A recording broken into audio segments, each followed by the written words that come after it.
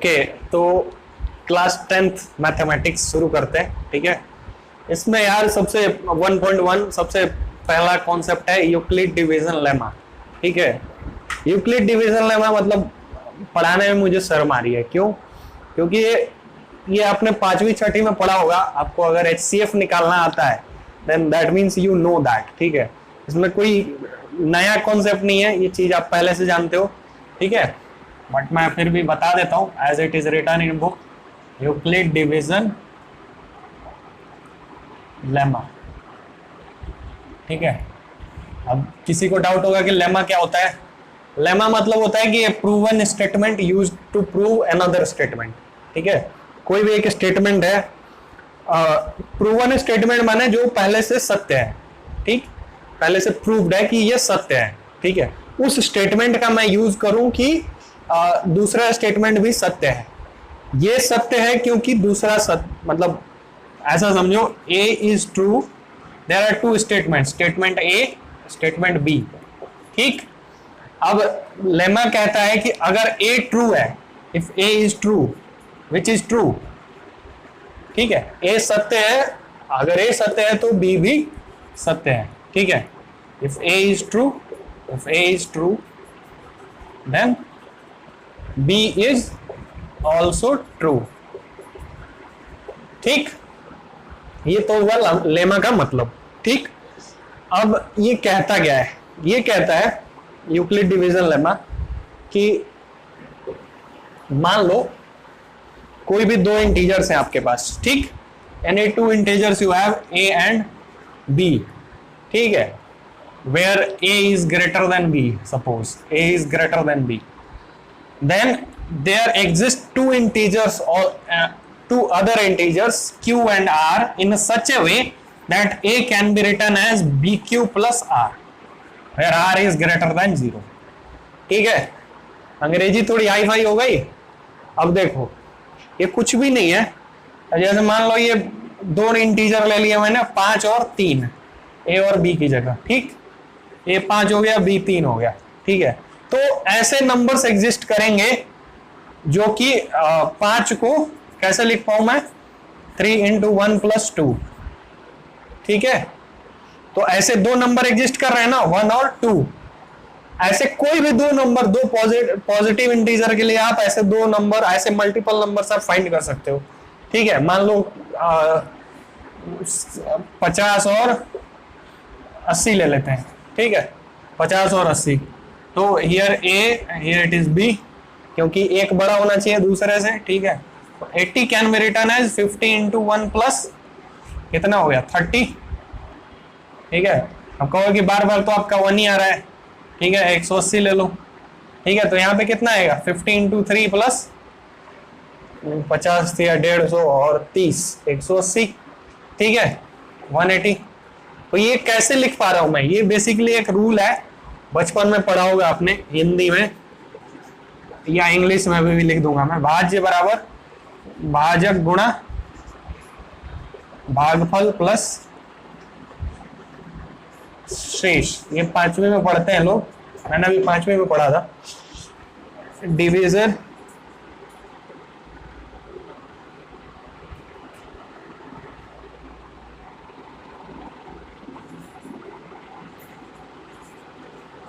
Divisor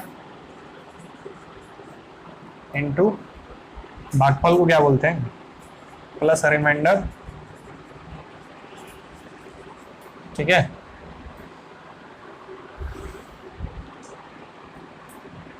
देख लेना यार भागफल की इंग्लिश, ठीक है। आई डोंट रिमेम्बर रियली, ठीक है। हिंदी में याद कर लो, आराम से याद रहेगा। भाज्य बराबर भाजक गुणा भागफल प्लस शेष, ठीक है। अब इसके बाद ये तो हो गया यूक्लिड डिवीजन लेमा का कॉन्सेप्ट, ठीक है। नाउ लेट्स बिगिन विद, ये बेसिकली इसमें क्या होता है ना, ये हम यूज करते हैं महत्तम HCF निकालने के लिए, ठीक है। HCF of two numbers, if I want to calculate, what I will do, I will just reduce the numbers, ठीक है। मान लो 50 और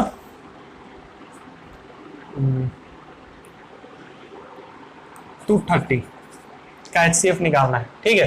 टेक अब 230 can be written as 50 into 4 plus 30, ठीक है, 230, ठीक है। नाउ दिस विल, अब ये, अब इसको ऐसे देखो ज्यादा समझ में आएगा। 230 50, ठीक है, 230। इसके बाद क्या करते हैं, इसको भाजक बनाते हैं, डिवाइजर, और ये यहां पे आ जाता है, ठीक। इसके बाद कितनी बारी में जाएगा, एक बारी में, यहां पे आएगा 20, ठीक है। Next what I can write, 30 is, मतलब 50 और 30 का एलसीएम निकालना है, तो basically this can be HCF of, can be written as HCF of, पहली बार में क्या कर रहा हूं मैं, 50 और 230 का भाग कर रहा हूं, उसके बाद 30 और 50 का कर रहा हूं, राइट, 30 एंड 50 का कर रहा हूं, which in turn can be reduced to, can be reduced to what, अब यहाँ पे 20 आया, 30 आया, 20 एंड 30, ठीक है। तो एक बारी में आया ये 10, it can be reduce to 20 and 30, ठीक है। आई होप आपको समझ में आ रहा होगा, राइट। पहले दो नंबर्स लिए, उसमें भाग किया, ठीक है। अब इसके बाद देखो, इसको क्या लिख सकता हूं मैं, 50 को क्या लिख पा रहा हूं, 50 कैन बी रिटन, ये वाला यहाँ पे आ जाएगा, ट्रांसफर हो जाएगा, 50 can be written as 30 into 1 plus 20, ठीक है, यही कर रहा हूं ना मैं। इसके बाद अगले स्टेप पे क्या आ रहा है, 30 कैन बी रिटन है, ये फिर वैल्यू यहां पे आ जाएगी, 30 इक्वल टू 20 इंटू 1 प्लस 10, ठीक है। फिर ये 20 यहां पे आ जाएगा, 20 इक्वल टू कितना, यहां पे देखिए 10 इंटू 2, ये कैंसिल हो जाएगा, ठीक है। ये प्रोसेस तब तक हम करेंगे जब तक कि ये रिमाइंडर जीरो ना हो जाए, मतलब r की वैल्यू जीरो हो गई, then we got the HCF, right. अब 20 can be written as 10 into 2, ठीक है, तो then this will be the HCF। ये है एल्गोरिथम ऑफ यूक्लिड, ठीक है। यूक्लिड यही कहता था, कह के मर गया बेचारा, कि इसको रिड्यूस करते जाओ, इसको उस नंबर के फॉर्म में, मतलब Q एंड R ऐसे लेते जाओ, तब तक लेते जाओ जब तक कि R की वैल्यू जीरो ना आ जाए, ठीक है। अब हम इसको, उम्मीद है आपको समझ में आया होगा। Once I will do some problems of exercise, then you will get to know more about it, okay? आपको समझ में आएगा, ठीक है। प्रॉब्लम देखते हैं, क्या है पहला प्रॉब्लम। एक्सरसाइज 1.1 में first problem is find the HCF of using Euclid-Lemma theorem, okay, 135 and 255, right, 225, ठीक है। 135 और 225 का बनाना है, कैसे बनाएंगे। एल्गोरिथम क्या कहता है, HCF of 135, 225 can be written as, इसको लिखो 225। अब 225 बड़ा है, इसको मतलब अब ऐसे सोच नहीं पा रहे ना कि कितनी बार में जाएगा, पता नहीं, ऐसे तो एक बार में जाएगा, but what I will do, right here like this, इससे आपको रेलेवेंस समझ में आएगा, मतलब आसानी से समझ में आएगा। पहले ऐसे लिख लो, फिर reduce it in that form, ठीक है। एक बारी में जाएगा 135, 0, 9 कट गया, 135 गुणा 1 plus 90, it can be written as, so in that sense here it will come 90 and 130, so this number is reduced to HCF of what, 90 and 135, ठीक है। 90 and 135 नंबर छोटे होते जा रहे हैं, देख रहे हो, इनपुट छोटा होता जा रहा है। अगर इसको प्रोग्राम में ले जाओगे ना, once you will go in 11th and 12th, you will learn to calculate in a lowest time the HCF of two numbers, तो वहां पे ये बहुत हेल्पफुल होता है यूक्लिड डिवीजन लेमा, ठीक है। 90 इंटू 1 कितनी बार में जाएगा, एक बार में 90, 45, ठीक. Now this number reduced, right? 90 or 125. 135 will come here. 135 equal to 90 into 1 plus 45, ठीक है. इसको लिख देंगे 45 into 290, ये खत्म हो गया, ठीक है. इसको मिटा देता हूँ, ये रफ है. इस साइड में एक आप लिख लो, इससे ये वाली वैल्यू लिखने में आसानी होगी, ठीक है. अब 45 और 90 में लिखना है मुझे. 90 will come here. 90 can be written as 45 into 2, ठीक है. R की वैल्यू 0, R की वैल्यू जी सही 0 हुई. 45 is the remainder HCF, right? We got the HCF. इसको मैं लिख पाऊंगा HCF of 90 and 45. अब ये पता है मुझे, देखो बड़ा छोटा छोटा बड़ा लिखता रहा हूं तो ऐसे ही लिखूंगा 45 और 90. आंसर क्या आएगा 45, ठीक है. ये हो गया एल्गोरिदम के स्टेप्स, ठीक है. तो by using the Euclid division lemma algorithm we found the HCF of 135 and 225. कुछ नहीं है, बहुत सिंपल सा है, 5th क्लास मैथमेटिक्स. ओके, ठीक है. ओके, तो नेक्स्ट क्वेश्चन है. बाकी 1.1 के फर्स्ट क्वेश्चन के 2 पार्ट्स और हैं, वो आप कर लेना, ठीक है. अब ये अगर ना आए तो कमेंट सेक्शन में पूछ लेना. ये दूसरा क्वेश्चन है. ये कह रहा है कि कोई भी, ये बताओ कि कोई भी ऑड इंटीजर है, कोई भी odd integer, positive odd integer, वो इस फॉर्म का होगा. 6q + 1, या तो उसको लिख सकते हैं, या 6q + 3 लिख सकते हैं, या 6q + 5 लिख सकते हैं. Okay, any positive integer can be written in this form, ठीक है. अब पॉजिटिव ऑड इंटीजर, अब मान लो कि कोई भी 2 इंटीजर है, ठीक है, a और b है, ठीक है, where a greater than b, ठीक है. तो a can be written as a greater than b और b equal to 6 है, ठीक. b की वैल्यू क्या है 6 है. तो a can be written as 6q + r, ठीक. a की value a greater than b है और a की वैल्यू क्या है 6q + r है, ठीक. इतनी बात समझ में आ रही है. वेयर r, अब r की वैल्यू कितनी हो सकती है, 0 से 5 के बीच में हो सकती है. अब ये किसी किसी को समझ में नहीं आएगा कि r की वैल्यू 0 से 5 ही क्यों हो सकती है. देखो 3 और 7 ले लिया, ठीक है, 3 और 7 ले लिया, या कोई भी 2 नंबर ले लिए, 3 और 5 ले लो, ठीक है. 3 × 1 = 3, 2. r की वैल्यू क्या हो सकती है यहाँ पे, 3 से किसी भी नंबर में डिवाइड करोगे तो r की वैल्यू 0, 1, 2. इसके अलावा r यही तो है रिमाइंडर, ठीक है. इससे ज्यादा नहीं हो सकती ना. इस वैल्यू से, जिस नंबर से आप भाग दोगे, रिमाइंडर उससे ज्यादा नहीं बचेगा. अगर यहाँ 3 बचता, मान लो 3 बचता, 4 बचता, तो भाग एक बार और चला जाता, ठीक. इतनी बात समझ में आ रही है. तो इससे लेस ही होगा, इसी आधार पे मैंने ये लिखा है 0 से 5, ठीक. अब a की वैल्यू क्या होगी, a की वैल्यू या तो 0 से 5 के बीच में हो सकती है r की वैल्यू. तो that means a can be written as 6q + 1 और 6q + 2 और 6q + 3 या 6q + और कर लो, और ठीक है 6q + 4 और 6q + 5 या 6q, ठीक है. अगर r की वैल्यू 0 हुई तो, ठीक है, 6q. ओके, इतनी बात समझ में आ रही है. अब देखो, अगर ये पॉजिटिव हुआ, मतलब अगर ये 6q हुआ, 6q + 6q हुआ, अगर मान लो a की वैल्यू 6q हुई, ठीक है, then it will be divisible by 2, ठीक है, क्योंकि 6 2 से कटता है. अगर ये 6q + 2 हुआ, भैया 2 में भाग चला जाएगा. ये 4 हुआ तब भी चला जाएगा. तो कोई भी even integer can be written as, even integer मतलब 6q, 6q + 2 और 6q + 4, एनी ऑफ द 3. कोई भी इवन इंटीजर इसी फॉर्म में होगा, 6q, 6q + 2 और 6q + 4, ठीक है. और कोई भी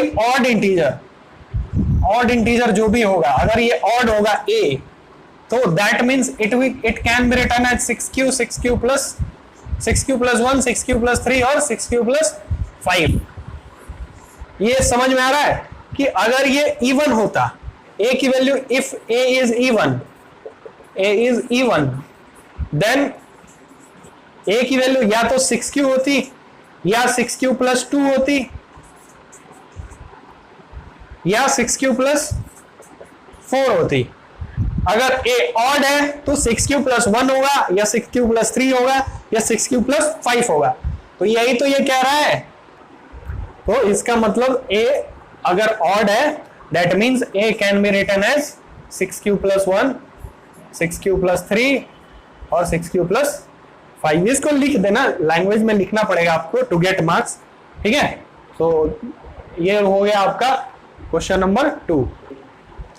ओके, तो 1.1 का जो अगला प्रॉब्लम है उसमें आर्मी कंटिजेंट से रिलेटेड कुछ है। तो इसमें कुछ नहीं करना, दोनों नंबर का HCF निकाल देना आप यूजिंग यूक्लिड डिवीजन लेमा, ठीक है, वो बता दिया है। HCF निकालना है और कुछ नहीं है। कहीं भी मैक्सिमम है ना, मैक्सिमम, तो कुछ नहीं करना होता, HCF निकालना होता है, ठीक है। अभी फिलहाल 10वीं तक, 11वीं 12वीं में मैक्सिमम का मतलब कुछ और हो जाता है, ठीक है। You need to find dy by dx and all, अभी लेकिन उसकी जरूरत नहीं है, ठीक है। अब क्या करना है, शो करना है कि square of any positive integer is either of the form 3m और 3m plus 1 for some integer m, ठीक है। ये कह रहा है कि कोई भी नंबर का स्क्वायर है, ठीक है, that can be in the form of 3m और 3m प्लस 1, ठीक है। कोई नंबर मान लो x मान लिया, ठीक है, तो x can be written as, x कोई इंटीजर है, ठीक है, और एक कोई नंबर है y की वैल्यू 3 मान ली, ठीक है। तो मान लो x है और y है, y की वैल्यू मैंने 3 मान ली, ठीक। तो x can be written as, कोई भी दो नंबर ले सकते हैं, तो x can be written as 3q plus r, ठीक। Now r can be 0 to 2, ठीक है। ये लेस देन इक्वल टू का सिंबल है, इसका मतलब r की वैल्यू 0 भी हो सकती है, 1 भी हो सकती है और 2 भी हो सकती है, ठीक। ये बताया था मैंने कि r की वैल्यू 2 से बड़ी नहीं होगी, क्यों? क्योंकि डिवीजर हमारा 3 है, ठीक है। अब इतनी बात समझ में आ गई।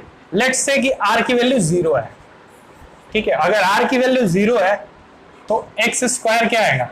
स्क्वायर क्यों कर रहा हूं मैं? क्योंकि हमें square of any positive integer निकालना है, तो हम अपने इंटीजर को स्क्वायर करेंगे, ठीक है। स्क्वायर करेंगे तो क्या आएगा? 9q स्क्वायर, ठीक, 9q स्क्वायर।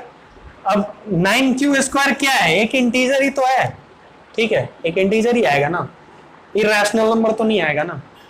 तो assume it as m, 9q square को m मान लिया, ठीक है। यही तो कह रही है कि सम इंटीजर m के लिए, तो 9q स्क्वायर कोई इंटीजर है, उसको m मान लिया, तो सॉरी 9q स्क्वायर को भी मान सकते हैं, but here I will write 9q square as 3 into 3q square, ठीक है। तो that will also be integer, क्योंकि हमें प्रूफ करना है कुछ, that's why I am writing it in that way, okay. तो 3q स्क्वायर को मैं m मान रहा हूं, 9q स्क्वायर को नहीं मान रहा है, ठीक है, 3q स्क्वायर को मानते हैं। That means x square can be written as 3m, ठीक। तो square of any positive integer, positive integer x है, उसका स्क्वायर पॉजिटिव होगा, that can be written as 3m, here I have proved, ठीक है। नाउ लेट्स सी, ये case 1 था, case first, if r equal to 0, ठीक है, यहाँ पे r इक्वल टू 0 लिया। अब देखते हैं केस सेकंड, ठीक है, यहाँ पे लिखते हैं case 2, if r equal to 1 लेते हैं, ठीक है। इसमें x क्या आएगा? x will be equal to 3q plus 1, ठीक है। तो x स्क्वायर करते हैं, x square can be written as 3q plus 1 का होल स्क्वायर, ठीक। That will be written as 9q square plus 1 plus 6q, ठीक है। a प्लस b का होल स्क्वायर का फॉर्मूला लगा है यहाँ पे, ठीक है। अब यहाँ पे क्या करेंगे? देखो 9q square plus can be written as 9q square plus 6q plus 1, square किया मैंने यहाँ पे, ठीक। इतनी बात समझ में आ रही है? अब ये बताओ, किसी भी पॉजिटिव इंटीजर q के लिए उसका स्क्वायर करो प्लस उस q को 6 से गुणा करो। ठीक है, मान लो q पॉजिटिव इंटीजर है, अगर मैंने बोला था यहाँ मतलब डिवीजन लेमा बोलता है कि any number can be written as this b q plus r, जहाँ पे q is positive integer and r is also integer. ठीक है, तब कोई भी पॉजिटिव इंटीजर का स्क्वायर है, कोई भी पॉजिटिव इंटीजर मान लो 5 है, 5 का स्क्वायर प्लस 5, ये भी इंटीजर ही होगा ना, इसमें कोई डाउट है? मतलब या फिर 9 टाइम्स कोई भी पॉजिटिव इंटीजर, कोई भी पॉजिटिव इंटीजर मतलब पॉजिटिव इंटीजर मतलब 0 से लेके इनफाइनाइट तक कोई भी नंबर। ठीक है, तो 9 times any positive integer x उसका स्क्वायर प्लस x मतलब 9 plus any positive integer q का स्क्वायर, q के स्क्वायर में 9 से गुणा करो और 9 जोड़ दो, तो ये पूरा सिस्टम एक पॉजिटिव इंटीजर ही तो होगा। ठीक है, इसमें कोई दिक्कत नहीं है ना, तो मतलब इसको मैं एक पॉजिटिव इंटीजर m मान सकता हूं क्या? बिल्कुल मान सकता हूं। तो मैं यहां पे वही करने वाला हूं, that means x square equal to 9q square plus 6q plus 1। अब ये पार्ट भी तो एक पॉजिटिव इंटीजर ही है, q का square, q is a positive integer, उसमें 9 से गुणा करो और उसको फिर जोड़ दो किससे? q को 6 से गुणा करके और जोड़ दो, तो सबको जब ये सारा ऑपरेशन परफॉर्म करोगे then we will get a what? A positive integer. लेकिन मैं अभी ये नहीं करता हूं, इसमें से 3 कॉमन ले लेता हूं क्योंकि मुझे कुछ प्रूफ करना है। ठीक है, 3q square plus 2q plus 1। ठीक, अब 3q स्क्वायर प्लस 2q भी तो एक पॉजिटिव इंटीजर ही होगा। क्यों? क्योंकि q एक इंटीजर है, पॉजिटिव इंटीजर है। ठीक है, that means x can be written as 3q, इस पूरे को मैं m मान लू। ठीक है, इस पूरे को क्या मान लू? m, तो 3m plus 1, that mean x square equal to 3m plus 1, that means square of any positive integer can be written as either 3m और 3m प्लस 1। ठीक है, इतनी बात समझ में आ रही है? अब यहां पे कुछ लोग कहेंगे कि आप 2 लेके देखो, 2 लेके देखोगे ना तो यहाँ पे 4 बन जाएगा। ठीक है, 4 can be written as 3 plus 1, तो फिर 1 वाला केस ही आ जाएगा। ठीक है, आप लेके देखना, it will turn out to be this only. ठीक है, देख लो यहाँ पे 2 ले लो तो क्या आएगा? प्लस 3q प्लस 2, तो 9q स्क्वायर प्लस 3 3 जा 9, 9 2 जा 18, 18q plus 4, 4 can be written as 3 plus 1। ठीक है, सब में से 3 कॉमन लोगे, प्लस 1 बचेगा, या लास्ट में 1 ही बचेगा। ठीक है, तो that can be written as 3m plus 1 only. तो ये रहा प्रश्न समाप्त। ठीक है, ये क्वेश्चन हो गया आपका।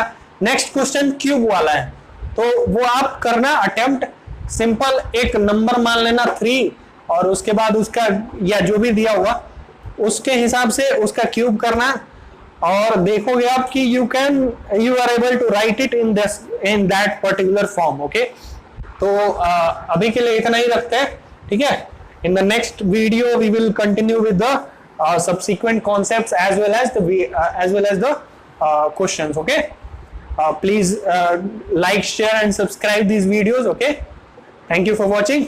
Have an awesome day.